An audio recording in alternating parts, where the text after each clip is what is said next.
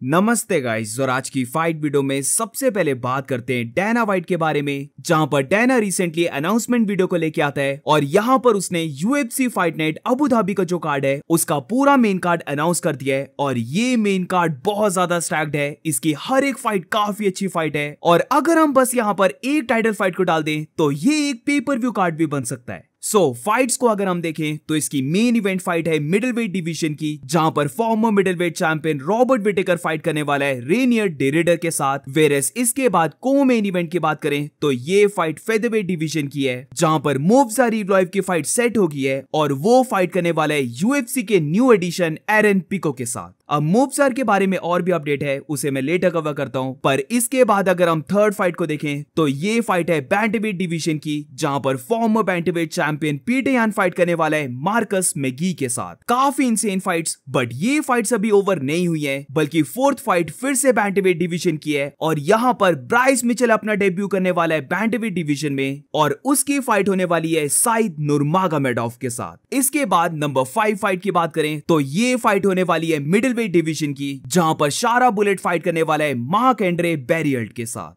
इसी के बाद नंबर 6 फाइट की बात करें जो शायद से मेन कार्ड में ही होने वाली है, जिधर ये फाइट है लाइट हेवीवेट डिवीजन की और यहां पर निकिता क्राइलोव की फाइट होने वाली है एंथनी स्मिथ 2.0, जो एक्चुअली में फाइट कर सकता है, यानी कि बोगदान गस्कॉव के साथ। तो ये अबू धाबी का कार्ड 26 जुलाई को होने वाला है और फाइट नाइट कार्ड के कंपैरिजन में तो ये बहुत ही अमेजिंग कार्ड बना है। ये इस साल अभी तक जितने भी फाइट नाइट कार्ड्स हुए हैं उसमें सबसे बेस्ट रहने वाला है। तो मजा आया ये कार्ड देखकर। Where is a moving on, तो अब बात करते हैं डैना वाइट ने क्या कहा है जॉन जोन्स के बारे में। तो गाइज वंस अगेन कुछ भी डिसाइडेड नहीं है कि जॉन जोन्स टॉम एस्पिनल के साथ फाइट करने वाला है या फिर नहीं करने वाला है, बट एटलीस्ट इस चीज को लेकर एक पॉजिटिव अपडेट है कि अब डैना वाइट ने फाइनली डेडलाइन को सेट कर दिया है। तो इंटरव्यू में डैना वाइट से यही पूछा जाता है कि क्या heavyweight champion Jon Jones fight करने वाला है interim heavyweight champion Tom Aspinall के साथ। तो यहां पर डैना कहता है कि आज तक जॉन जोन्स ने एक भी फाइट को डिक्लाइन नहीं किया है, वो किसी से भी नहीं डरता है फाइट करने के लिए और वो पूरी ट्राई कर रहे हैं इस फाइट को बनाने के लिए। तो इसके ऊपर जो रिपोर्टर था वो एक बार फिर से क्वेश्चन करता है कि कब ये फाइट हो सकती है, आई मीन जॉन जोन्स इस फाइट को कब एक्सेप्ट करने वाला है, क्या वो फाइट को एक्सेप्ट भी करेगा।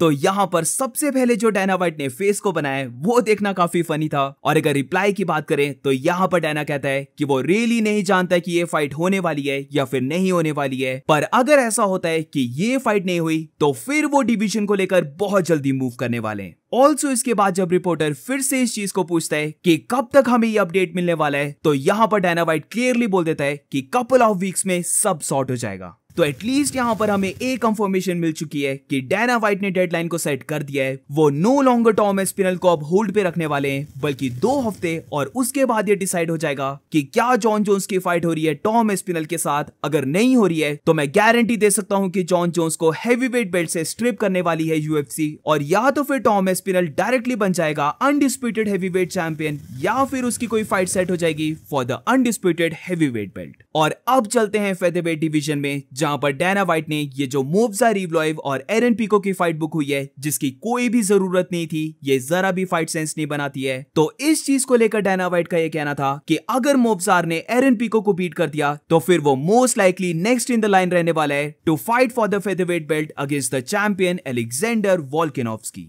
अब ये सुनकर मैं थोड़ा सा कंफ्यूज भी हो चुका हूं, जहां पर सबसे पहले तो इस चीज को आप कंफर्म मानो, आई मीन वैसे कंफर्म तो नहीं मान सकते, बट 99% इसको मानो कि अगर मोवजार इवलॉइव एरन पिको को बीट कर देता है तो फिर उसे टाइटल शॉट मिलने वाला है। पर इसके साथ जो मैं कंफ्यूजन की बात कर रहा हूं वो ये है कि अब सितंबर में तो पेपर-व्यू कार्ड हो नहीं रहा। वहां पर पहले यूएफसी मेक्सिको होने वाली थी कि यायर रॉड्रिगेज को रीमैच मिल रहा है, वो एलेक्जेंडर के साथ रीमैच फाइट करेगा। पर अब जैसे कि हम जानते हैं कि ये कार्ड हो ही नहीं रहा है, तो क्या इसका ये मतलब है कि एलेक्जेंडर वोल्कानोव्स्की और यायर रॉड्रिगेज की फाइट अब नहीं होने वाली है, बल्कि जो मोवजार वर्सेस पिको की फाइट से विन करेगा वो फाइट करेगा एलेक्जेंडर के साथ, और यायर रॉड्रिगेज की फाइट होगी डिएगो लोपेस के साथ। तो यही थोड़ी सी कंफ्यूजन है कि क्या स्टिल यायर रॉड्रिगेज को रीमैच मिल रहा है, और moving on to the next update, तो अब बात करते हैं lightweight fighter Dustin Poirier के बारे में, जहां पर फुल वायलेंस के साथ डस्टिन पोरियर का इंटरव्यू होता है। और यहां पर सबसे पहले तो डस्टिन पोरियर रिवील करता है कि वो जो अपनी लास्ट फाइट में एंट्रेंस करने वाला है, वहां पर उसे वॉकआउट करने वाला है लिल वेन। वेरस इसी के साथ मेन पॉइंट पर आते हैं, जिधर डस्टिन पोरियर से UFC 317 चार्ल्स ओलिवेरा वर्सेस इलिया टुपोरे की पिक पूछी जाती है। तो यहाँ पर डस्टिन इलिया टुपोरे को पिक करता है, जिधर वो कहता है कि फाइट में चार्ल्स ओलिवेरा के अगेंस्ट इलिया टुपोरे बहुत ज्यादा अंडरसाइज रहने वाला है, तो मे भी ऐसा हो सकता है कि चार्ल्स ओलिवेरा उसे सबमिट कर दे। बट वो रियली बिलीव करता है कि इलिया टुपोरे फाइट को विन करने वाला है, क्योंकि चार्ल्स ओलिवेरा अपनी हर एक फाइट में हिट होता है। तो अगर यहाँ पर इलिया टुपोरे उसे हिट करता है तो वो उसे फिनिश कर देगा। अब इसी के साथ UFC 317 का एक डिसअपॉइंटिंग सा अपडेट है, जहां पर मिडिल वेट फाइटर्स पोलो कोस्टा वर्सेस रोमन कोपिलोव की जो फाइट थी, वो फाइट कैंसिल हो चुकी है। अब ये फाइट ऑब्वियसली इसलिए कैंसिल हुई है क्योंकि पोलो कोस्टा ने एक और बार पुल आउट कर लिया है, जहां पर ये बोला जा रहा है कि उसे माइनर से इंजरी हो चुकी है। तो इसीलिए अब ये फाइट 317 के कार्ड में नहीं हो रही है, बट एटलीस्ट ये फाइट पूरी तरीके से कैंसिल नहीं हुई है, जहां पर ये बोला जा रहा है कि अब पोलो कोस्टा वर्सेस रोमन कोपिलोव की फाइट UFC 318 में होगी। स्टिल हम इस चीज को बोल सकते हैं कि UFC 317 के कार्ड ने हिट लिया है। अब इस कार्ड में बस 11 तक फाइट्स बची हैं, जो ऑब्वियसली थोड़ी सी कम है, और मेरी ओपिनियन में अभी भी एक मंथ से ज्यादा बचा है। तो होपफुली यहाँ पर कोई बड़ी फाइट ऐड हो जाए।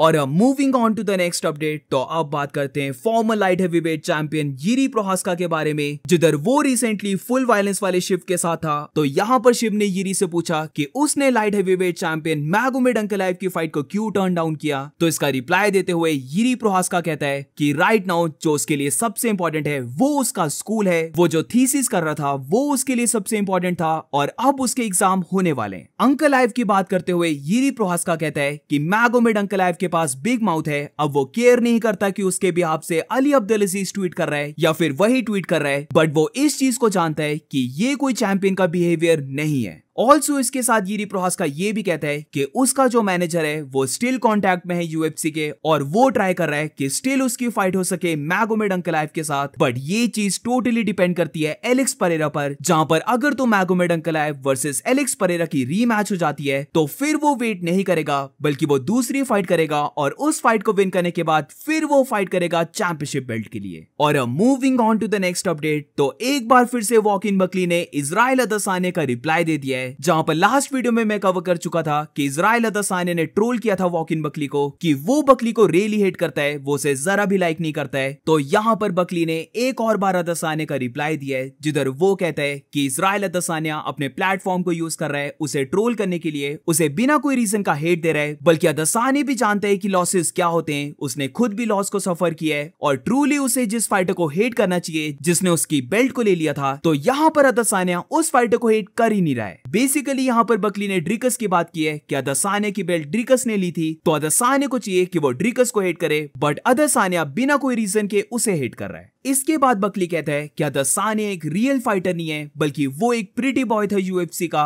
और वो पहले अदसानिया को उसका ब्रदर मानता था। यहाँ पर ब्रो का मीनिंग है लाइक अदसानिया भी ब्लैक है तो वो भी ब्लैक है। तो बकली को ऐसा लगता था कि अदसानिया को उसे सपोर्ट करना चाहिए, बट फिर यहाँ पर बकली बोलता है कि अब उसे याद आया कि वो तो उसका ब्रदर है ही नहीं, वो तो एक्चुअली में अफ्रीकन ही नहीं है, बल्कि वो तो एक चाइनीज है, तो वो उसका ब्रदर कैसे हो सकता है। और रियलिटी में जो रियल अफ्रीकन फाइटर और रियल अफ्रीकन चैंपियन है वो है ड्रिकस डू प्लेसी। अब यहाँ पर मैं वैसे कुछ ज्यादा नहीं बोलूंगा, but I do agree with Buckley कि एक रियल अफ्रीकन चैंपियन की जब बात आती है तो वैसे तो 4 चैंपियंस हम बोल सकते हैं, बट जो फाइटर वहीं पर बॉर्न हुआ है, वहीं पर रहता है, वहीं से ट्रेनिंग करता है, और किसी और कंट्री को रिप्रेजेंट नहीं करता है बल्कि अपनी ही कंट्री को रिप्रेजेंट करता है, यानी कि साउथ अफ्रीका, तो वो इकलौता current middleweight champion Dricus du Plessis ही है। And that's it for today guys. आज की फाइट वीडियो में बस इतना ही। अगर तुम्हें वीडियो अच्छी लगी हो तो please make sure to like subscribe. मिलते हैं नेक्स्ट वीडियो में।